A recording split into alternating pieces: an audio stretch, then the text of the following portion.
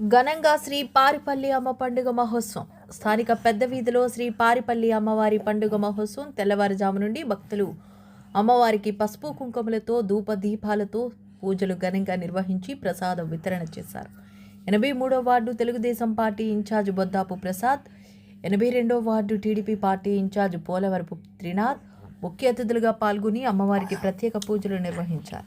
ఈ కార్యక్రమంలో 83వ ward TDP party అధ్యక్షులు యాండ్ర రామకృష్ణ, యాండ్ర సన్యాసరావు, రాంబాబు, జనార్దన్, అవ్వ, ఎల్లంకి సత్యబాబు, వానపల్లి రమేష్, మాణిక్యం, కనకల వాసు, సాయిరాజ్ మరియు పెద్ద ఎత్తున వీధి పెద్దలు, మహిళలు, భక్తులు పాల్గొన్నారు.